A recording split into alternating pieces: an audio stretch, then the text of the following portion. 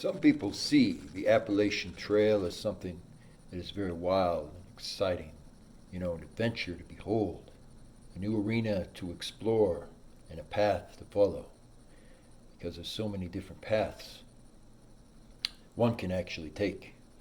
However, I'm going to show you basically that there is more to this than they say. And I'm going to show you more or less why you should also be very careful of the Appalachian Trail, because this is a true story of someone who was traveling on the Appalachian Trail in the mountains and got attacked by an animal.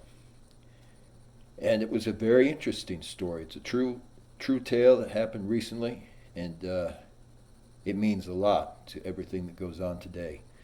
And some may say, well, why are we speaking about the Appalachian Trail?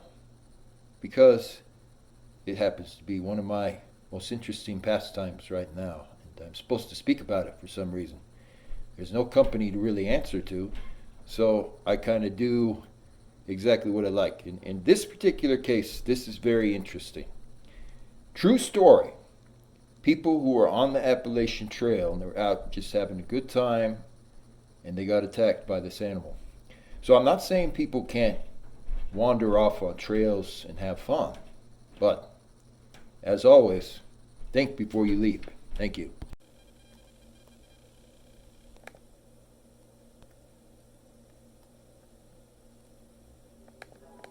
Hey guys. So a professional thru hiker on the Appalachian Trail said it was agonizing when a bear bit him in the Great Smoky Mountains National Park. Bradley Veeder, age 49, was sleeping in his tent directly next to the Spencefield Backcountry Shelter on May 10th, when a bear attacked and bit him from behind in the leg, straight through his tent.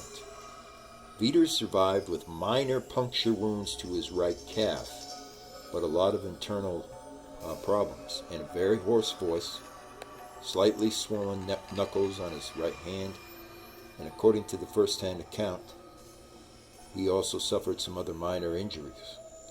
So people can, believe that it is just a happy-go-lucky thing to go out on the Appalachian Trail, but again, this took place in 2016 and has since occurred again with a similar incident kind of in 2022. So I'm going over this just pointing out, again, we can assume and think these things, but once you're actually out there on the official Appalachian Trail, that's where it really counts and matters. And, oddly enough, this guy wasn't truly doing anything. He was just out on a regular hike and on an adventure, and he didn't think anything of it, but he ended up being mauled by a grizzly bear, or a bear, in the woods and nearly killed as a result. So, and he was bit pretty hard, unfortunately. You can imagine getting bit directly through the shoulder and right through the neck on that area would not be fun. No, sir, not at all. And so, we have to take these things very seriously and realize that when you go out on the Appalachian Trail, you need to be clear and positive that you know what you're doing on the Appalachian Trail, first of all. And second of all, I would recommend everyone to bring an actual guide with them on the trail. Don't go hiking in groups of two or hiking alone, for example, if you're going to be on the actual Appalachian Trail. There's another short story in here that I'm going to show. It's quite interesting. It actually took place along the Appalachian Trail in part of Florida. Well, and this was an alligator attack, ironically enough. So we need to be a lot more conscientious whenever we go hiking, I would say anywhere. And we need to be paying very close attention to what truly is going on outside and in the surroundings of our area, most importantly of all. He wrote on the night he was attacked that 3 Appalachian Trail maintainers told him the shelter was overcrowded. The group suggested that he pitch his tent in the field, therefore 200 feet away from the shelter. Veeder stated he got his tent ready and hung his bear bag essentially by the shelter's bear cables. Later that evening, Veeder stated he returned to his tent and went to sleep, thought nothing of it. But 2.5 hours later, the bear attacked and mauled Veeder. Suddenly, I felt a sharp pain in my right calf and an agonizing sensation like my calf was being squeezed in a vice. Sure, it might be the bear, I suppose. I sat up and screamed, "No, bear, go away." The bear let go of my leg at the time, and I noticed it was dark outside. The bear would return to the tent several more times, forcing him to try and scare it away. Then there was stillness for 1 minute. Hoping that the bear had gone away, I slowly started reaching toward the vestibule zipper. Just as my hand was about to close on the zipper, the bear attacked the vestibule, narrowly missing my hand in the process. Another loud shout, and the bear stopped this attack. During a brief pause, he said he felt he left his campsite officially and limped toward the shelter instead. Once inside, another hiker helped him with his first aid, and they contacted the park rangers.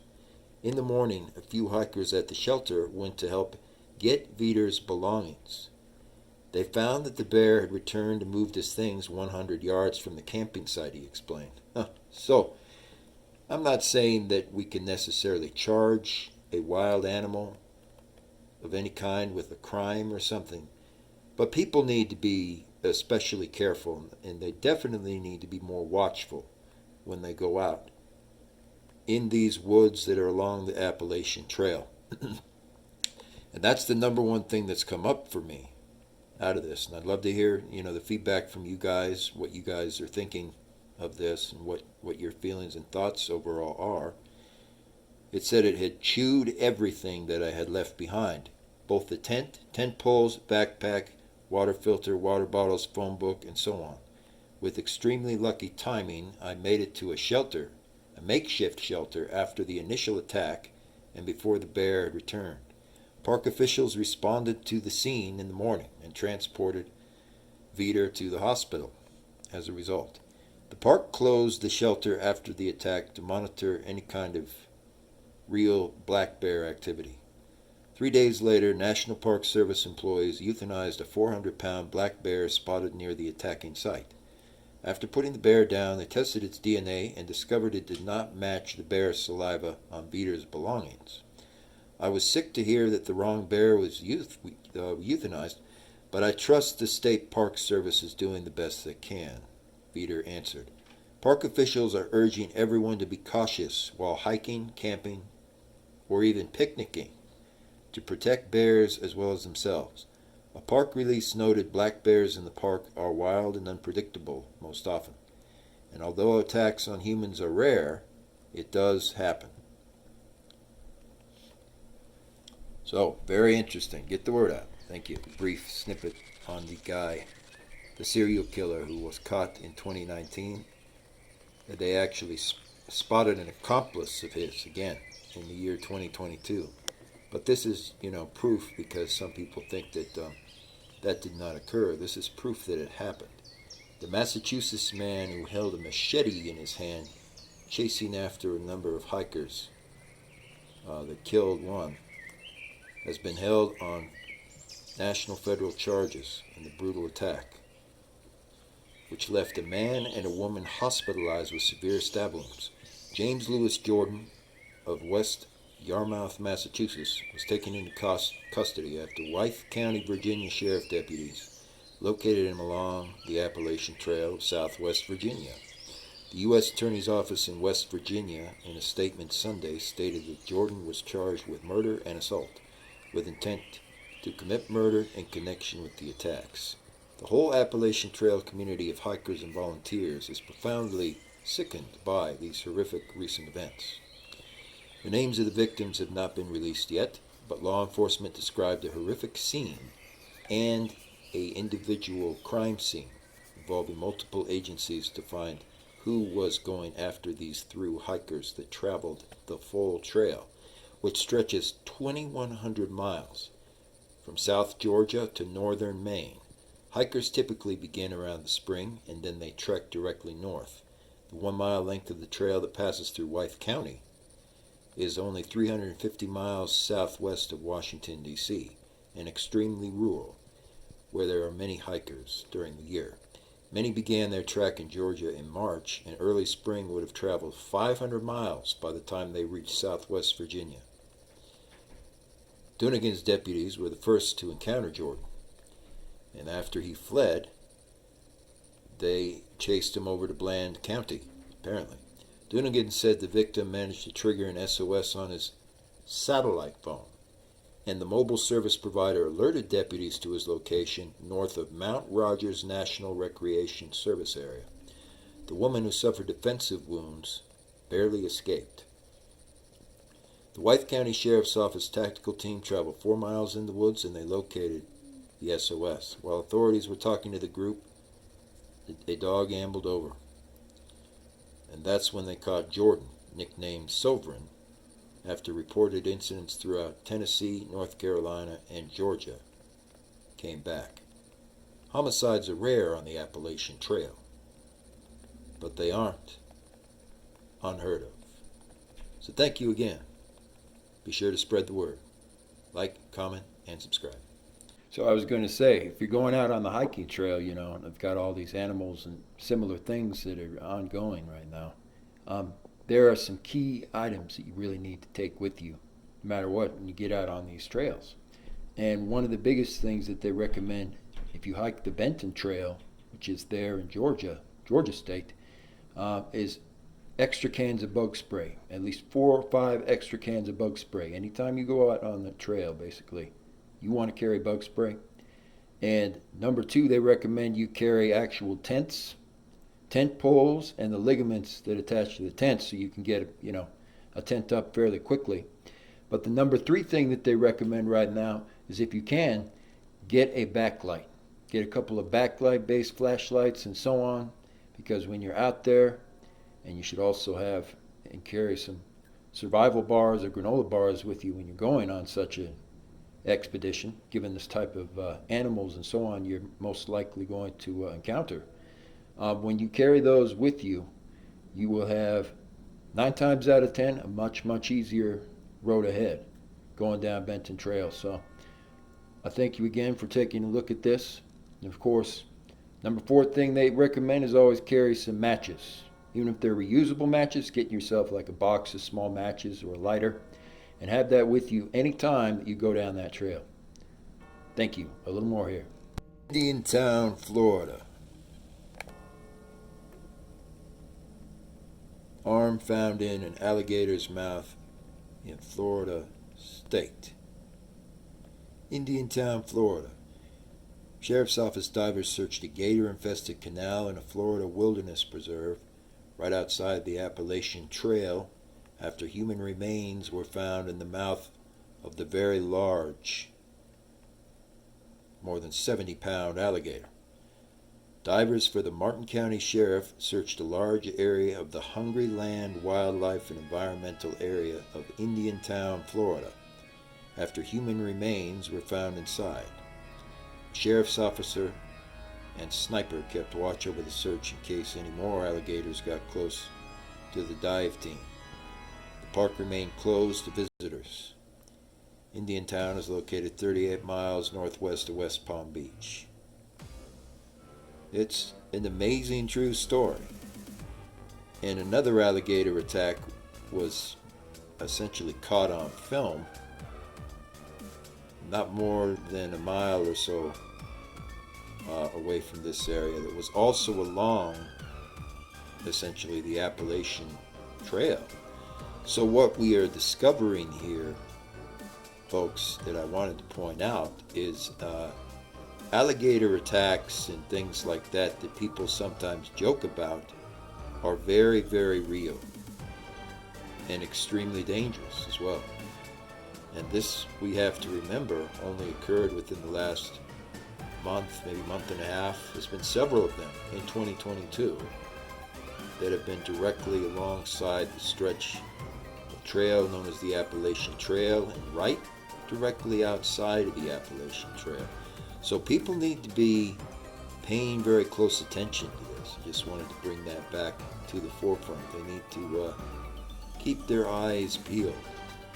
Apparently there was also a man who was wielding a machete at one point as well. So, no, it's a very, very clear-cut, serious danger that's been going on. And we need to be a lot more conscientious whenever we go out hiking on the trail, visiting the Appalachian Trail area, and going through the mountains. So thank you again for getting this out there and spreading it far and wide. You can imagine animal attacks, right? Just getting bit for walking down the road, so to speak, or walking down a path. Just goes to show you, you need to always watch where you're walking, not just the time that you are walking, the trail, but where you are walking and the exact direction you walk. Gotta always look before you leap. And we learned that the hard way with this guy, this gator here. He got a full meal. Looks like he really enjoyed himself this time. That's right. So thank you again. Continue to spread the word. Appreciate it. Right here on JTC. And just real quick, I don't think it would be very smart at all to go to the Sarasota Club golf course or the golf course by Tampa Bay that's not more than a mile away from the Appalachian Trail, one of the trailheads, because this just happened a few days ago. And I was completely shocked and amazed by this. I get really surprised by this kind of stuff sometimes, you guys, because it goes to show that our world is a little smaller than it seems after all. How do you know when alligator mating season is in full swing in Florida? Ask anyone who golfs. As alligators venture about looking for a perfect mate, residential areas and outdoor recreation become the gator crossing zones as a result. Lisa Reed and a group of golfers from the American Singles Golf Association saw a huge alligator just sauntering across the fairway of Stony Brook Golf in Sarasota on April 16th. There it is. Reed started recording and says, "Oh my goodness," as the gator walked directly by the golf ball. Venice gator with missing leg crawls under the truck. So one of them also kind of crawled away. But it proves, we can never be too conscientious whenever we go hiking anywhere, particularly near the Appalachian Trail. Thank you.